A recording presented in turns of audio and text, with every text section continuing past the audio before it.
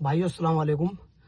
मैं अब्दुल रहमान कल्याणपुर से एक बार फिर आपके सामने अपने कुछ विचार लेके आया हूं। मैं जैसे कि आपको पता है कि इतवार के दिन मैंने फेसबुक के माध्यम से लाइव आके कुछ अपने विचार रखे थे फेसबुक पे लाइव आके।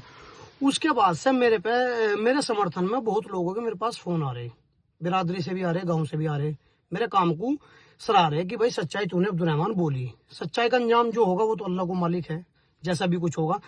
लेकिन एक बात और मैं कहना चाह रहा हूं भाई, कुछ गुलाम मानसिकता के जो लोग हैं जो उनके समर्थन में आ रहे, सोशल मीडिया पे गलत आईडी बना के, फेक आईडी बना के उल्टे सीधे कमेंट कर रहे, उन्हें मैं ये कहना चाह रहा हूं कि सोशल मीडिया पे अंडबंड भोगने से कुछ नहीं होता। सच्चाई पूरे गांव को नजर आएगी और आवेगी। सच्चाई पूरा गांव जानता है और सबको पता है कि कौन किस खानदान से है, उसका क्या फ्यूचर है, उसके क्या बैकग्राउंड्स हैं, उनकी क्या गांव में रेपुटेशन है, या उनके क्या क्या इतिहास रहा। किसी को बताने की जरूरत नहीं है भाई गांव में कौन कैसा है कैसा नहीं है। और अगर दम है तो, हिम्मत है तो मर्द बनो, दिलेर बनो, वीडियो बनाओ अपने कैंडिडेट के समर्थन में। उपलब्धि गिन हुआ उसकी, ये अनबन भोगने से, उल्टा सीधा भोगने से, या किसी को अपमानजनक भाषा कहने से तुम क्या किसी को अच्छी बात कह रहे हो? किसी को दिल में जगह बना लोगे इस तरह से तुम?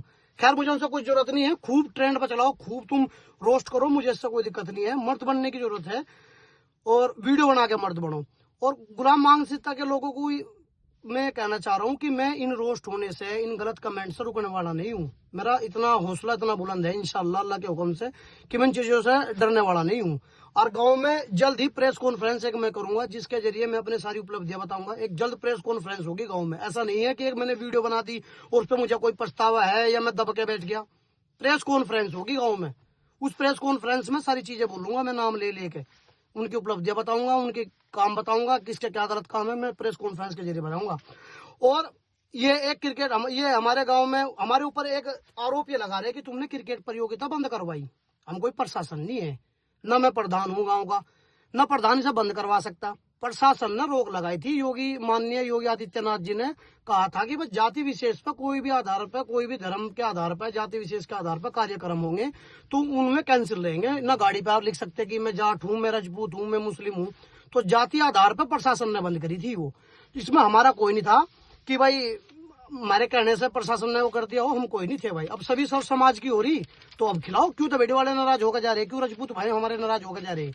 अभी मैं एक वीडियो देख रहा था, यूट्यूब पे दिख गई, उसमें यही पूर्व जिला पंचायत सदस्य जो हैं बाइट दे रहे हैं। क्या लगा मुड़ा जाटो का तो कोई चौधरी नहीं है, धोती फड़वा दी थी किसी की, और भाई इनका तो दूरी भले, दूरी बढ़िया, अब दूर दिख रहे। और क्रिकेट प्रतियोगिता करवाया क्या श्रेय लेना चाह रहे बिरादरी के सामने कि गाँव में तुम क्या करवा रहे।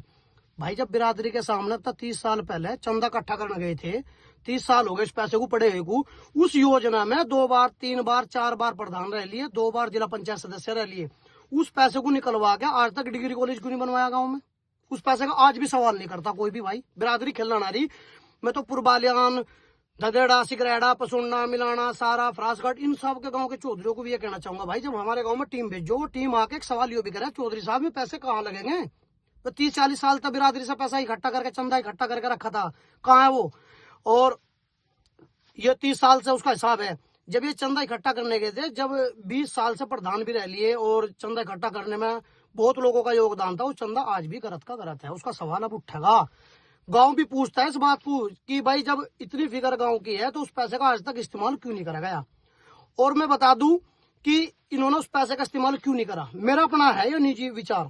इन्होंने पैसे का वो इस्तेमाल यूं नहीं करा। पैसे का इस्तेमाल होगा, बच्चे पढ़ेंगे, वे तुम्हारे बच्चों से ऊपर जाएंगे, वे तुमसे डरेंगे नहीं। डर का ही माहौल है। भय मुक्त कल्याणपुर, भय मुक्त उत्तर प्रदेश। डर ये लोग इनसे डरते नहीं। लोग इनसे मतलब इनकी इज्जत नहीं करते, लोग इनसे डरे हैं।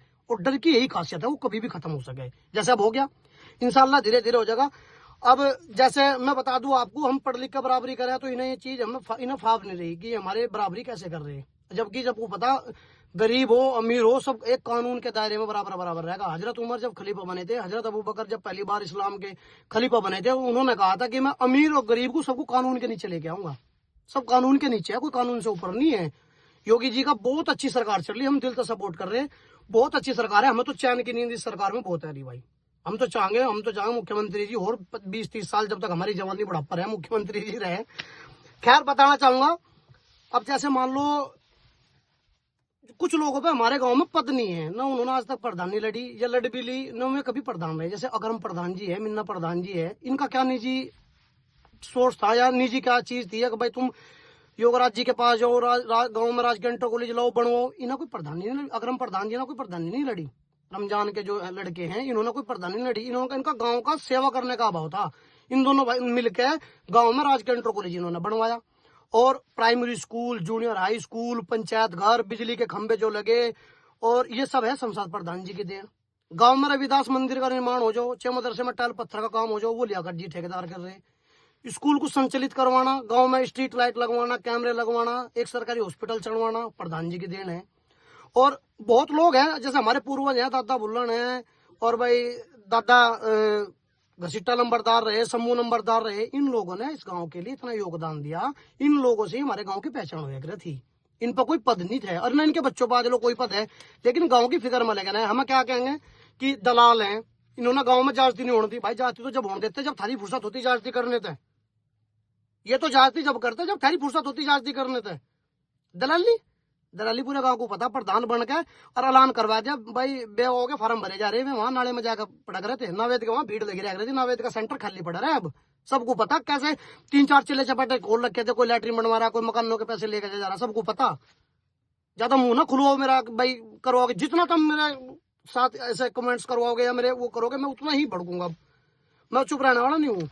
और एक चीज और है, अल्लाह उन्हें जन्नत नसीब करे। जो हमारे गांव से जितने भी लोग वफात पा गए, अल्लाह उन्हें जन्नत नसीब करे, जन्नत में मकाम अता फरमाए बड़े से बड़ा। हमारे दादा मेहरबान जी थे, मुल्ला मेहरबान जी, उन्होंने गाँव पूरी बिरादरी में चंदा लेकर आए थे बेचारे। उनका आसान भूल जाएगा गाँव वो पैसे आज तक इकट्ठे करे, हम निकलवाओगे इंशाल्लाह उन पैसों को। और खैर जो एफर्ट्स उन्होंने करे सबको पता भाई उनका क्या था। आखिरी में मैं तो एक ही बात कह के अपनी बात खत्म करूंगा। एक शायरी है, दरिया तेरी खैर नहीं, बूंदों ने बगावत कर ली है, नादाना समझ बुज़दिल इनको, लहरों ने बगावत कर ली है। हम परवाने हैं मौसमा, मरने का किसको खौफ यहाँ, रे तलवार तुझे झुकना होगा, गर्दन ने बगावत कर ली है। ठीक है।